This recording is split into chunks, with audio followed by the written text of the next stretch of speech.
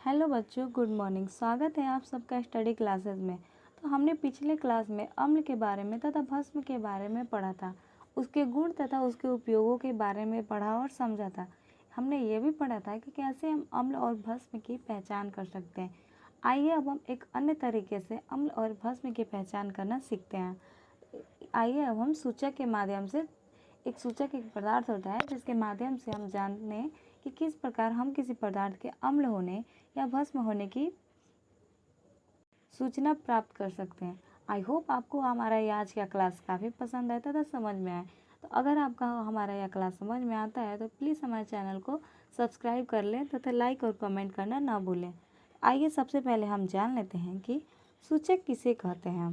देखिए, सूचक, ऐसे आप समझने की कोशिश कीजिए। सूचक वो पदार्थ होता है, डिफिनेशन में भी बताया गया है कि सूचक वो पदार्थ है जो रंग अथवा गंध में परिवर्तन के द्वारा पदार्थ के अम्लीय, क्षारीय या उदासीन होने की सूचना देता है, उसे हम सूचक कहते हैं।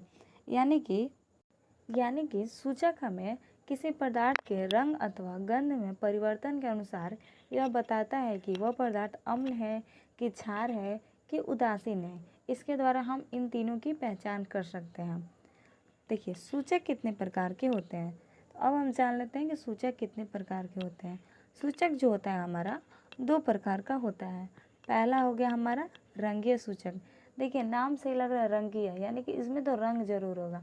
अभी हमने डिफिनेशन में पढ़ा कि वैसा पदार्थ जो रंग अथवा गंध में परिवर्तन के द्वारा अम्लीय, क्षारीय या उदासीन होने की सूचना देता है। तो रंग अथवा गंध में परिवर्तन, तो पहला हमारा है रंगीय सूचक, यानी कि इसमें पक्का होगा कि रंग में परिवर्तन। इसमें तो ये जरूर लिखा होगा कि रंग में परिवर्तन होना है तो होना ही है। डिफिनेशन में भी देख लेते हैं। देखिए, वे सूचक जो रंग में परिवर्तन लाता है उसे रंगीय सूचक कहते हैं। यानी कि किसी पदार्थ को हम जब सूचक में रखते हैं तो हम देखेंगे कि उसके रंग में परिवर्तन आने लगा है। मान जाए कि वो पहले नीले रंग का था तो वो गुलाबी या पीला हो गया, या बैंगनी रंग का था वो हरा हो गया। तो ऐसा परिवर्तन अगर हमें देखने को मिलता है तो हम समझेंगे कि जिस पदार्थ का उपयोग किए हम, वो अम्ल है कि क्षार है कि उदासीन है। इससे हमें उसे पता लगाने में सहानुभूति मिलती है। तो आइए अब हम जान लेते हैं कि किन किन चीज़ों के उपयोग से हम रंग में परिवर्तन को देख पाते हैं। पहला नंबर हो गया हमारा लिटमस पत्र, मेथिल ऑरेंज आदि।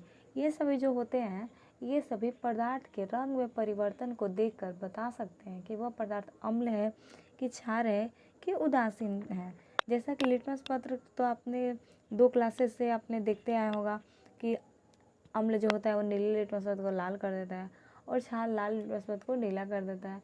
ऐसे हम देख पाते हैं, अगर नीले लिटमस हम लिए और कोई पदार्थ डालें, अगर वो लाल हो गया तो हम समझेंगे कि वो पदार्थ जो था वो हमारा अम्ल था। अगर लाल लिए और नीला हो गया तो हम समझेंगे कि वो पदार्थ क्षार था। ऐसा एग्जाम्पल तो आपने पिछले दोनों क्लास में देखे होंगे। तो इससे आपको रंगीय सूचक समझने में आसानी होगी। मेथिल ऑरेंज भी कुछ ऐसा ही होता है। आगे हम कुछ पदार्थों को लेंगे तथा उनके रंगों को बताएंगे और अम्ल में उसके रंग में परिवर्तन तथा क्षार में उसके रंग में परिवर्तन की चर्चा भी करेंगे, जिससे आपको पूरी अच्छी तरह समझ में आ जाए कि किन पदार्थों में किन का रंग किस रंग में परिवर्तन हो जाता है। अब हम आते हैं सूचक के दूसरे प्रकार पर, जो कि होता है गंधीय सूचक। देखिए, वे सूचक जो गंध में परिवर्तन लाता हो उसे गंधीय सूचक कहते हैं। यानी कि जब हम किसी पदार्थ को गंधीय सूचक में लाते हैं, मान जाइए उसका गंध पहले कुछ और था और हम देखेंगे कि उसका गंध जो हो गया चेंज हो गया, तो चेंज होने पर हम पता लगा सकते हैं कि वो पदार्थ अम्ल है कि क्षार है कि उदासीन है। तो एग्जाम्पल में हम लेते हैं प्याज को, वैनिला का तेल, लौंग का तेल। इन सभी चीज़ों का उपयोग कर हम बता सकते हैं कि किस पदार्थ में कौन सा पदार्थ अम्ल है कि कौन सा पदार्थ क्षार है कि कौन सा पदार्थ उदासीन है। यानी कि न कि अम्ल है न ही क्षार है, उसका कोई स्वाद नहीं होता है, वो बिल्कुल उदासीन। जैसा कि उदासीनीकरण में भी मैंने आपको पढ़ाया था कि अम्ल और क्षार जब एक दूसरे से क्रिया कर उनके गुणों को नष्ट कर देते हैं तो लवण बनता है और जल बनता है, जिसे हम उदासीनीकरण की अभिक्रिया कहते हैं। तो यानी कि इसमें अम्ल और क्षार एक दूसरे के गुणों को नष्ट कर देते हैं, तो क्षार में कोई उसका स्वाद नहीं होता है। तो प्याज, वैनिला का तेल, लौंग का तेल इत्यादि के अनुसार हम किसी पदार्थ के अम्लीय या क्षारीय या उदासीन होने का पता लगा सकते हैं। तो चलिए बच्चों, हम जान लेते हैं कि कौन कौन से सूचक होते हैं जिनका रंग अम्ल में किस रंग का होता है तथा भस्म में किस रंग का होता है। यानी कि सूचक का रंग अगर किस रंग में मान लिया कि लाल है, तो अगर नीला हो जाए तो हम समझेंगे कि वो पदार्थ जो हम लिए थे वो अम्ल था कि भस्म था कि क्या था। तो आइए अब हम इन सभी चीज़ों को पढ़ने की और समझने की कोशिश करते हैं। तो मैंने एक लिस्ट तैयार किया है जिसमें मैंने रखा है एक तरफ सूचक को, यानी कि कौन कौन से सूचक होते हैं। सूचक का अपना रंग, यानी कि जो सूचक हम उपयोग किए उसका अपना रंग कैसा होता है। आम्ल में सूचक का रंग, यानी कि मान जाए कि हम नीले रंग का सूचक लिए और अम्ल में डाले तो उसका रंग क्या हो गया, उसका रंग लाल हो गया कि हरा हो गया कि पीला हो गया, उसका रंग में किस रंग में परिवर्तन हो गया। भस्म में सूचक का रंग, यानी कि भस्म में उस सूचक का रंग किस प्रकार बदलता है, किस रंग में वो परिवर्तन हो जाता है। इन सभी चीज़ों को हम पढ़ेंगे। देखिए, यह ऑब्जेक्टिव में भी बहुत से प्रश्न इससे पूछते हैं। कोई जैसे कि लिटमस पत्र ले लीजिए या मेथिल ऑरेंज ले लीजिए। मेथिल ऑरेंज का अगर पूछ देगा कि अम्ल में कैसा रंग होता है, तो वो अम्ल में हो जाता है लाल। भस्म में पूछेगा तो हो जाएगा पीला।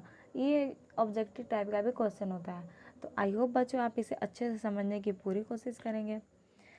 तो पहला नंबर हो गया हमारा लिटमस पत्र। तो देखिए, पहला सूचक हो गया हमारा लिटमस पत्र, जिसका अपना रंग होता है। एक इसका अपना रंग लाल भी होता है, एक इसका अपना रंग नीला भी होता है। और देखिए, जब लाल लिटमस पत्र को हम अम्ल में डालते हैं तो उसमें कोई परिवर्तन नहीं होता है। और इसी लिटमस पत्र को जब हम भस्म में डालेंगे तो इसका रंग नीला हो जाता है। अभी हमने देखा कि हमने एक लाल लिटमस पत्र लिया और अम्ल में डालकर उसका परिरक्षण किया, तो हमने पाया कि लाल लिटमस पत्र का अम्ल में कोई परिवर्तन नहीं हुआ। तो अगर हम लाल लिटमस पत्र में किसी पदार्थ को डालेंगे, अगर कोई परिवर्तन न हो तो हम समझेंगे कि जिस पदार्थ का हमने प्रयोग किया वो अम्ल था। और अगर हम उसे किसी अन्य पदार्थ में डालेंगे, अगर उसका रंग लाल से नीला हो जाए तो हम समझेंगे कि वो जो हमारा पदार्थ था वो भस्म था। तो इसी प्रकार हम पदार्थों का निरीक्षण कर रंग के अनुसार बता सकते हैं कि कौन सा पदार्थ अम्ल होता है तथा कौन सा पदार्थ भस्म होता है। तो अब हम लेते हैं नीले लिटमस पत्र को। अगर हम नीले लिटमस पत्र को अम्ल में डालते हैं तो उसका रंग लाल हो जाता है। और उसी प्रकार हम जब इसे भस्म में डालते हैं तो उसमें कोई परिवर्तन नहीं होता, यानी कि वो नीला का नीला ही रहता है। कोई परिवर्तन नहीं भी बोले या नीला भी बोल सकते हैं हम इसकी जगह। दूसरा सूचक हो गया हमारा मेथिल ऑरेंज। इसका देखिए अपना रंग होता है, इसका अपना रंग नारंगी होता है। और जब हम किसी अम्ल को मेथिल ऑरेंज पर डालते हैं तो उसका रंग होता है लाल रंग का हो जाता है, तथा जब हम भस्म में डालते हैं तो पीला रंग का हो जाता है। अगर पीला रंग हो गया तो हम समझेंगे कि वो पदार्थ भस्म था, और अगर लाल रंग हो जाता है तो हम समझेंगे कि वह पदार्थ अम्ल था। इसी प्रकार हम किसी पदार्थ को अम्ल या भस्म होने का पता लगा सकते हैं। विभिन्न प्रकार के रंग या सूचक के द्वारा हम इसका पता लगा सकते हैं। अगर आपके पास लिटमस पत्र नहीं है तो आप मेथिल ऑरेंज का यूज कर सकते हैं। अगर आपके पास मेथिल ऑरेंज नहीं है तो आप फिनोल्फथेलिन या हल्दी का यूज कर सकते हैं। आइए अब हम बढ़ते हैं आगे की ओर। फिनोल्फथेलिन ये भी एक प्रकार का सूचक होता है जो कि रंगहीन होता है, यानी कि इसका रंग नहीं होता है, यह बिल्कुल सादा होता है। और जब हम इसे अम्ल में डालते हैं या अम्ल को जब हम इस पर डालते हैं तो कोई परिवर्तन नहीं होता, यानी कि वो रंगहीन ही रह जाता है। तो हम पता लगा सकते हैं कि वो हमारा पदार्थ जो था वो अम्ल था। और जब हम भस्म को इस पर डालते हैं तो वो गुलाबी रंग का हो जाता है। जिस प्रकार हमें अम्ल और भस्म के रंग का पता चलता है। नेक्स्ट हमारा सूचक हो गया हल्दी। हल्दी का जो अपना रंग होता है वो पीला होता है। ऐसे आपने घरों में भी देखा होगा, हल्दी का रंग पीला होता है। और जब हम हल्दी पर अम्ल डालते हैं तो उसमें कोई परिवर्तन नहीं होता है। और जब हम हल्दी में भस्म डालते हैं तो उसका रंग लाल या भूरा हो जाता है। ऐसे आप घरों में भी देखते होंगे कि अगर किसी कपड़े पर हल्दी का दाग लग जाए तो अगर हम उसे साबुन जो होता है वो तो हम जानते हैं कि भस्म होता है। तो अगर हम उस हल्दी के दाग को छुड़ाने के लिए साबुन या अपमार्जक किसी प्रकार के डिटर्जेंट का यूज़ करते हैं तो हम देखते हैं कि उसका रंग लाल या भूरा रंग का हो जाता है। इसे हम घर में भी देख सकते हैं। अगर उस स्थान पर आप नींबू डालिए या किसी प्रकार का खट्टा पदार्थ या अम्ल डालिए तो आप देखेंगे कि उसमें कोई परिवर्तन नहीं होता है। और वहीं आप उसमें साबुन लगा दीजिए तो आप देखेंगे कि उसका रंग लाल या भूरा हो गया। इस प्रयोग को हम घर पर भी देख सकते हैं। अगला सूचक को आप ले लीजिए लाल पत्ता या लाल पत्ता वाला पत्ता गोभी, जिसका रंग होता है लाल बैगनी। लाल माने कि लाल भी दिखेगा आपको थोड़ा और बैगनी मिक्सिंग कलर आता है। तो जब हम इसे अम्ल में डालते हैं तो इसमें कोई परिवर्तन नहीं होता है। और जब हम इसे भस्म में या भस्म को इस पर डालते हैं तो उसका रंग हरा हो जाता है। उसी प्रकार आप लाल चुकंदर को ले लीजिए। ये भी आप घर में देख सकते हैं। उसका रंग लाल बैगनी होता है। जब हम लाल चुकंदर में अम्ल को उसमें आप नींबू भी डाल लीजिए। ये परीक्षण आप घर पर भी कर देख सकते हैं। तो उसमें हम देखेंगे कि कोई परिवर्तन नहीं होता है। और उसी को हम जब भस्म में डालेंगे या साबुन का घोल ले लीजिए या कुछ सर्फ या डिटर्जेंट ले लीजिए, उसमें डालिए लाल चुकंदर में, तो आप देखेंगे कि उसका रंग पीला रंग का हो जाता है। ये परिरक्षण आप घर पर भी कर आसानी से देख सकते हैं तथा किस प्रकार अम्ल में और भस्म में इसका रंग में परिवर्तन हो रहा है उसको भी आप देख सकते हैं। इसके लिए आपको रटने की ज़रूरत नहीं पड़ेगी, इसको आप स्वयं से कर समझ भी सकते हैं। नेक्स्ट आप ले लीजिए प्याज को ले लीजिए। इसमें से देखिए आपको प्याज में से एक विशेष प्रकार की, अभी हमने रंग के बारे में पढ़ा, अब हम गंध के बारे में पढ़ेंगे। क्योंकि हमने देखा कि सूचक तो दो प्रकार के होते हैं, एक रंगीय सूचक और एक गंधीय सूचक। रंगीय और गंधीय सूचक होते हैं। अभी हमने रंग में परिवर्तन देखा, आइए अब हम गंध में परिवर्तन देखते हैं। तो प्याज में एक विशेष प्रकार का गंध होता है। जब हम इसे अम्ल में डालते हैं तो इसके गंध में कोई परिवर्तन नहीं होता है। और जैसे ही हम इसमें भस्म डालते हैं तो उसका गंध समाप्त हो जाता है। उसी प्रकार आप लौंग का तेल ले लीजिए, उसमें भी एक विशेष प्रकार की गंध आती है। और यही क्रिया हम अम्ल और भस्म में करते हैं। तो अम्ल में करने पर हम देखते हैं कि उसका गंध समाप्त हो जाता है, उसमें बिल्कुल भी गंध नहीं आता है। और जब हम उसका परिरक्षण भस्म में करते हैं तो हम देखते हैं कि गंध में कोई परिवर्तन नहीं होता है। यानी कि जैसा हमें पहले महसूस होता है, जैसा हमें गंध पहले मिलता है, वैसा हमें भस्म में डालने के बाद भी मिलता है। नेक्स्ट आप ले लीजिए वैनिला का तेल। जैसा कि मैंने बताया होगा कि ये सभी सूचक होते हैं। तो इसमें भी एक विशेष प्रकार की गंध होती है। और जब हम इसे अम्ल में डालते हैं तो इसके गंध में कोई परिवर्तन नहीं होता है। और उसी पर यानी कि जिस प्रकार यह पहले गंध देता था, अम्ल में डालने के बाद भी वैसा ही गंध देता है। और जब हम इसे भस्म में डालते हैं तो उसका गंध पूरी तरह से समाप्त हो जाता है, यानी कि उसमें किसी भी प्रकार का गंध नहीं होता है।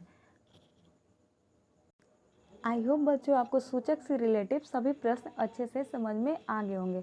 अगर आपको किसी भी प्रश्न में किसी भी प्रकार की परेशानी हो रही है तो आप हमारे कमेंट बॉक्स में जाकर कमेंट कर सकते हैं। हम नेक्स्ट वीडियो में उसे सॉल्व करने की पूरी कोशिश करेंगे तथा आपको समझाने की भी पूरी कोशिश करेंगे।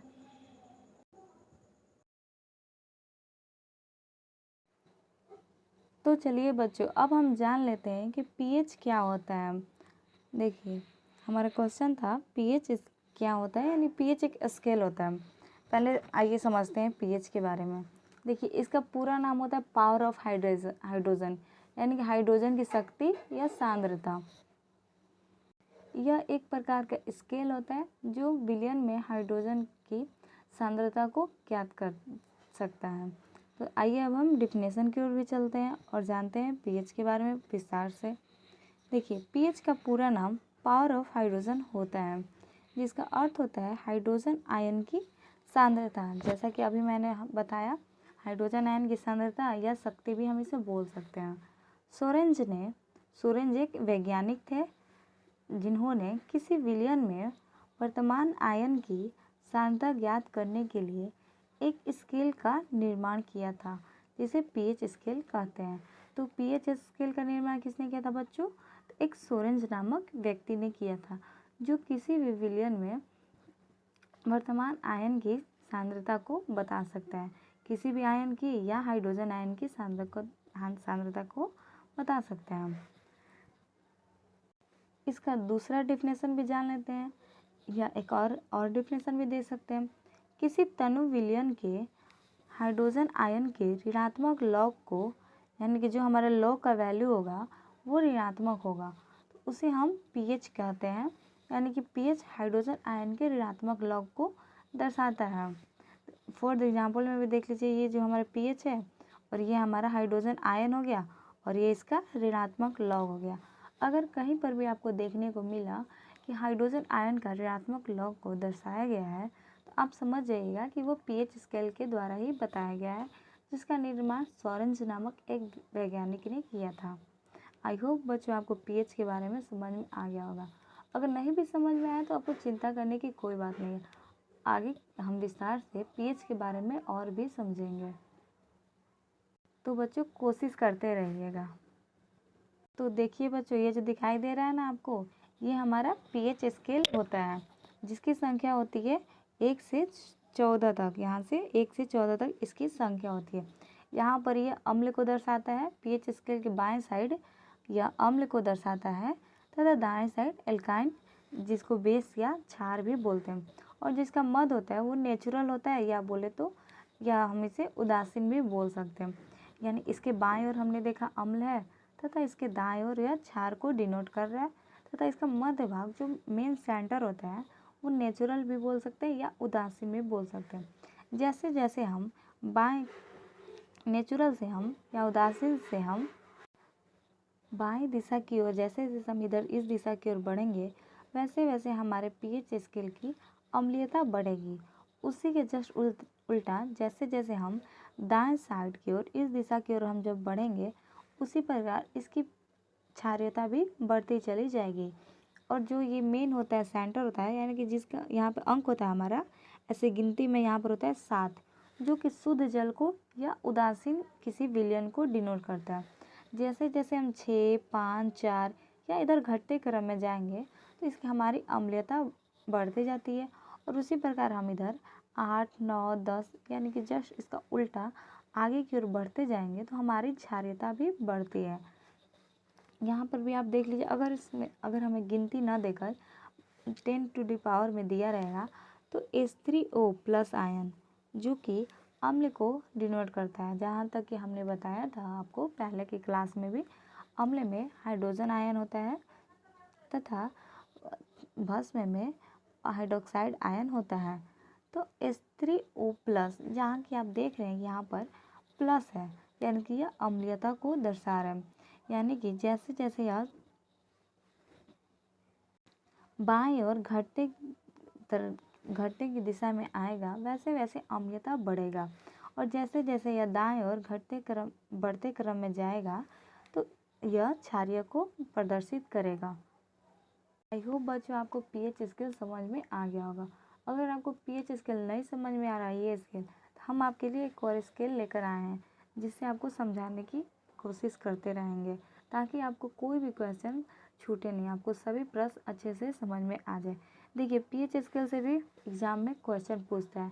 जैसे आपको दे देगा कि सबसे अधिक अम्लीय कौन सा है, ऑप्शन में दे देगा 1, 5, 10, 14 ऐसे दे देगा। तो आपको आंसर क्या करना होगा, अम्लीयता के जैसे कि मैंने अभी बताया कि अम्लीयता घटता है तो क्षारीय बढ़ता है। तो मैंने 1, 5, 10, 14 दिया, तो आपको इसमें देखना है सबसे कम कौन है। सबसे कम है हमारा 1, तो आंसर हो जाएगा अम्लीयता में 1। और वही अगर हमारा क्षारीयता में पूछता, तो हम सबसे अधिक संख्या को देखते हैं और हम उसे 14 नंबर को टिक करते हैं। तो चलिए अब हम बढ़ते हैं आगे की ओर और आपको बताते हैं कि किस प्रकार के प्रश्न ऑब्जेक्टिव में पीएच स्केल से पूछे जाते हैं। देखिए बच्चों, हमारा पहला नंबर क्वेश्चन है, मैंने कुछ उदाहरण भी दिए हैं ताकि आपको अच्छे से समझ में आ जाए। निम्न में कौन सा अम्ल प्रबल अम्ल है? Option A 1, option B 5, option C 7, option D -2। देखिए बच्चों, जैसा कि मैंने अभी आपको बताया कि अम्ल जो होता है वो घटते क्रम में जाने पर बढ़ता है, यानी कि जैसे ही जितना हम उसे कम की ओर ले जाएंगे तो वो प्रबल होता चला जाएगा। तो एक बात सबसे इम्पोर्टेंट होता है, जो हमारा पीएच स्केल होता है उसमें जो हमारा काउंटिंग होता है वो 1 से हमारा 14 तक ही होता है। यहाँ पर 0 माइनस में देगा तो हमें उसे नहीं लेना है, क्योंकि हम पीएच स्केल से माप रहे हैं। तो पीएच स्केल में हमारा काउंटिंग नंबर 1 से 14 तक ही 1 से 14 तक ही देता है, तो हमें उसी के अंदर में रखकर आंसर को देना रहता है। आप तो सभी लोग समझ रहे होंगे -2, तो जो कि इसका राइट आंसर नहीं होगा। इसका राइट आंसर हो जाएगा हमारा, जैसा कि मैंने अभी आपको बताया कि पीएच स्केल में 1 से 14 तक ही काउंटिंग होता है, तो -2 तो इसके अंदर आता ही नहीं है। तो हमारा राइट आंसर हो जाएगा ऑप्शन नंबर ए, जो कि एक प्रबल अम्ल होता है। इससे कम नहीं हो सकता, तो इसमें आंसर इसका नहीं होगा। अगर 1 की जगह 2 होता तो हम 2 ही कर दें, क्योंकि 1 तो हमारा दिया ही नहीं है। तो आइए अब हम जान लेते हैं कि कौन सा सेकंड नंबर की ओर चलते हैं। कौन सा क्षार प्रबल क्षार है? Option A 1, option B 10, option C 9, option D 14।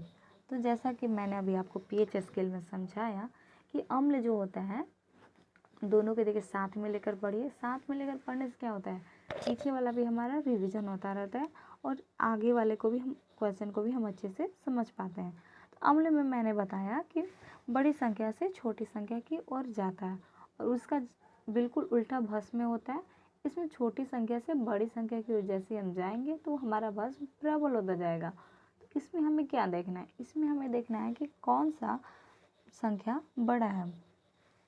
क्या 1 बड़ा है या 10 बड़ा है कि 9 बड़ा है 14 बड़ा है? तो हम जानते हैं कि सबसे बड़ी संख्या जो इतना में दिया है उसमें हमारा 14 है।